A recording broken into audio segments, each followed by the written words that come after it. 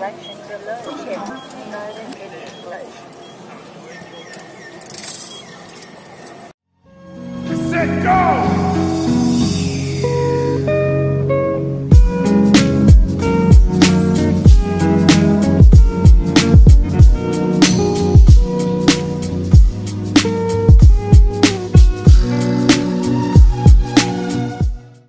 Ok, voilà les clés. Je suis arrivé à Nara. Le chiant, c'est qu'il y a plein de gens qui parlent français. Et du coup, j'essaie de pas trop être autour des gens quand je parle parce que sinon, ils me comprennent et ça va être le malaise. Et puis genre plus bas, il y avait une affiche pour expliquer que fallait faire attention aux biches parce qu'elles pouvaient quand même vous soulever votre mère. Et voilà. Alors j'ai aucune idée de où sont mes biches. Je vous avoue que j'ai un petit peu la main dans le slip. Je pense que ça doit être là. Ok, ouais, c'est ça, c'est là-bas. Je crois que j'ai jamais vu autant de touristes. Genre Osaka, il y a 10 fois moins de touristes. Et Nara, c'est vraiment connu pour les biches qu'on peut trouver, qui sont tout autour du temple. Donc là, on les voit un petit peu loin. Je sais pas si vous arrivez à les voir. J'ai rien acheté pour leur filer à bouffer parce qu'elles vont se faire foutre et que j'ai pas envie de les engrosser. Elles sont grasses les biches ici. Et en fait, elles s'en battent les couilles, elles ont pas peur. Elles sont super à l'aise. Elles sont là, elles sont bien. Elles s'en branlent quoi. Je crois que les biches ici sont sacrées ou il y a un bail du genre. Donc il faut éviter peut-être de leur casser la gueule ou de leur faire peur, c'est pas bien vu. J'ai oublié de le préciser tout à l'heure, mais on est au temple Kofukuji actuellement. Donc ici on a la pagode qui est très haute. La deuxième pagode la plus haute du Japon.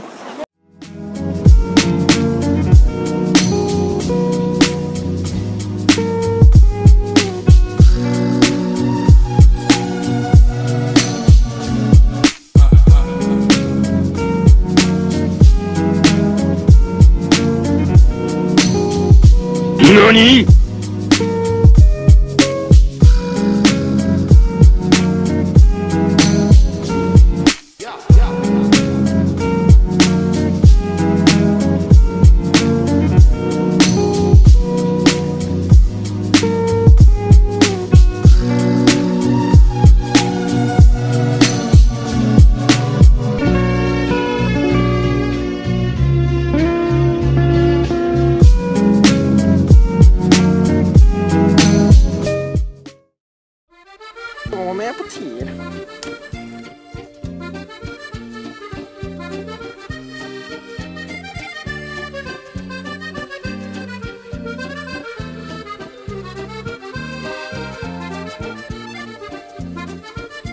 Voilà les potes.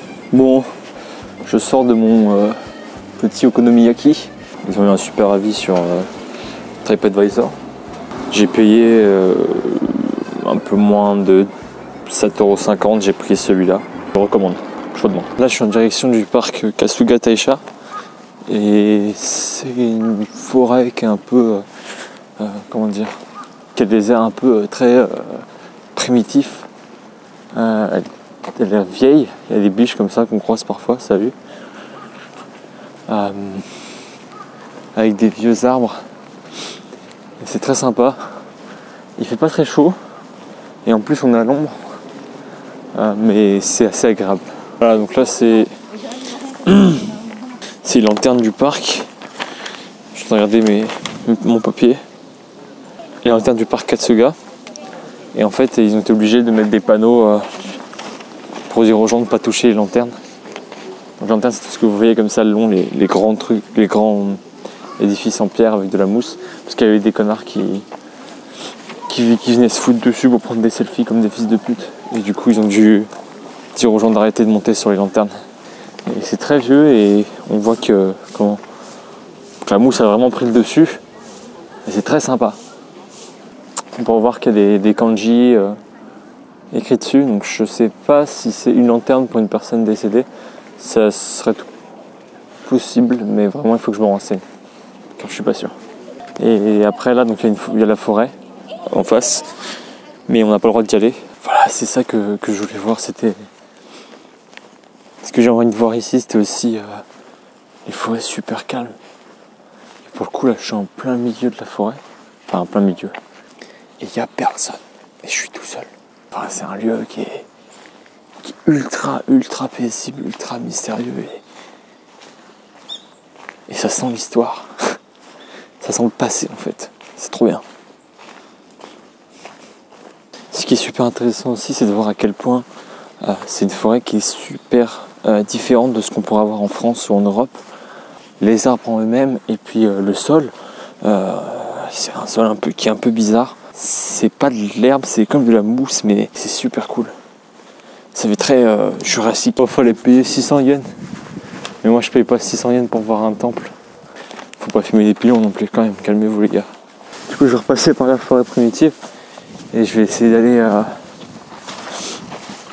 d'aller voir le super grand Bouddha là. Parce qu'apparemment il y a un Bouddha qui est assez fat là-bas. Du coup je pense que ça va être sympa. Mais au moins ça m'a permis de voir un petit peu des petits endroits vraiment japonais quoi. Des petites maisons comme ça, alors je sais pas. Je crois que ça c'est des offrandes, mais je suis pas sûr, mais je trouve ça super cool. Et c'est un truc que j'aurais pas vu si j'avais pas voulu sortir un petit peu du sentier battu et pas rester que sur l'endroit vraiment très touristique.